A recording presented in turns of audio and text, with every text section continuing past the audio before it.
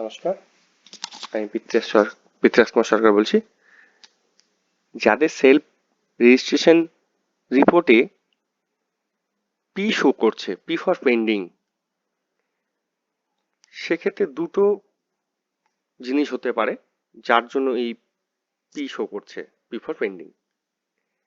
একটা হতে পারে যে ওনারা একদম প্রথমেই ওনারা রেজিস্ট্রেশনটা ক্রিয়েট করে ফেলেছেন, যখন আমাদের ডিআই আমাদের মৃন্ময় ঘোষ ছিলেন, কিন্তু পরবর্তীতে উনি ট্রান্সফার হয়ে চলে যান এবং আমাদের নতুন ডিআই স্যার জয়েন করেন। অনেকগুলো যেসব ডিস্ট্রিক্টে এরকম চেঞ্জ হয়েছে, ট্রান্সফার হয়ে গেছে, যে পুরাতন ডিআই গিয়ে নতুন ডিআই এসছে, সেসব ক্ষেত্রেই এই প্রবলেমটা হয়েছে।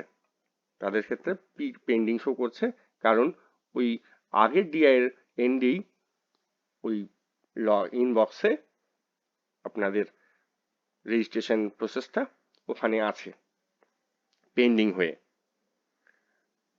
আরেকটা হতে পারে যে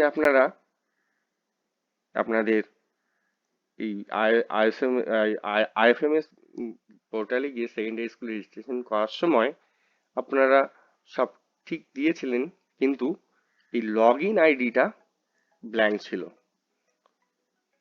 লগ ইন আইডিটা কোনো কিছুই করেননি। ওই লগ ইন আইডিটাকে আপনাকে তৈরি করতে হবে।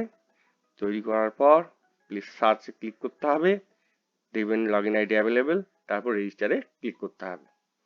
রেজিস্টারে ক্লিক করে দেখবেন ইউ হ্যাভ অলরেডি, যদি রেজিস্টারটা ঠিকঠাক নিয়ে নেয় সেন্ড টু ডিডিও, তাহলে ঠিক আছে। আর যদি যদি এই এরকম এসএমএস দেখায়, এরকম এরর মেসেজ আসে, you have already send a registration request, you can register again if the application is rejected, তার মানে আপনারা অনেক আগেই এই রেজিস্ট্রেশনটা কমপ্লিট করেছেন।